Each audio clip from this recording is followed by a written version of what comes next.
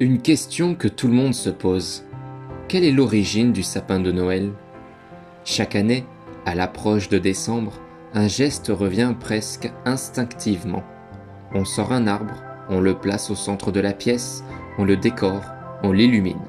Ce geste est si familier qu'on ne le questionne plus.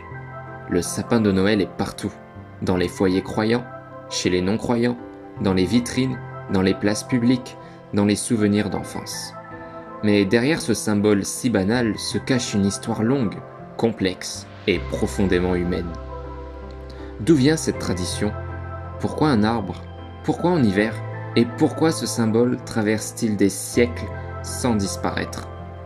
Aujourd'hui, nous allons prendre le temps de comprendre, sans polémique, sans jugement, sans forcer une lecture religieuse, simplement avec curiosité, histoire et profondeur.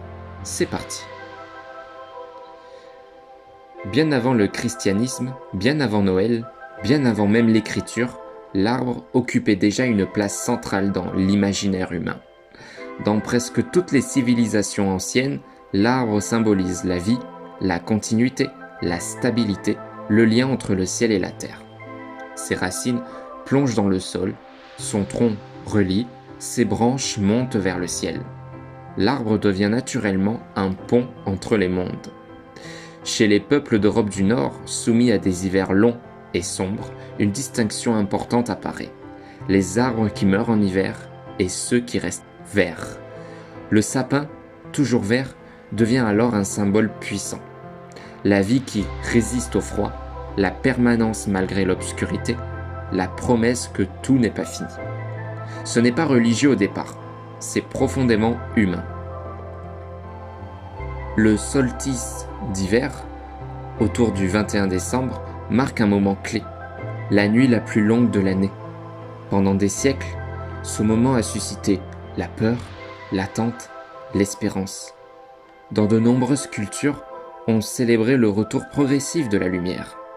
On allumait des feux, on décorait des branches, on suspendait des objets brillants, on se rassemblait. L'arbre décoré existait déjà, bien avant Noël. Il disait une chose simple, la lumière n'a pas disparu, elle revient. Ce message dépasse toutes les croyances.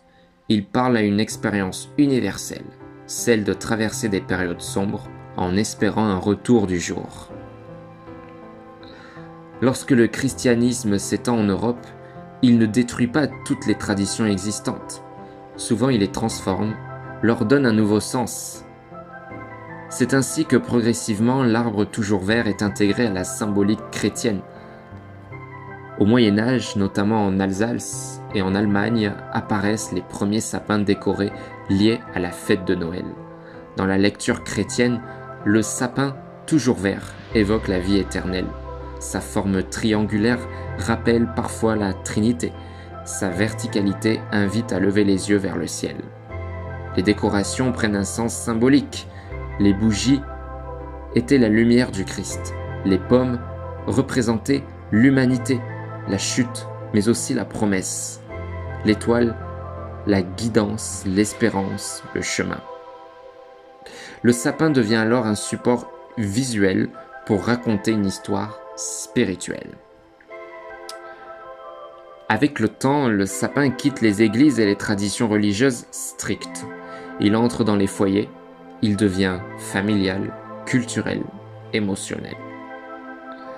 Au 19e et 20e siècle, avec l'urbanisation et la mondialisation, le sapin se diffuse partout.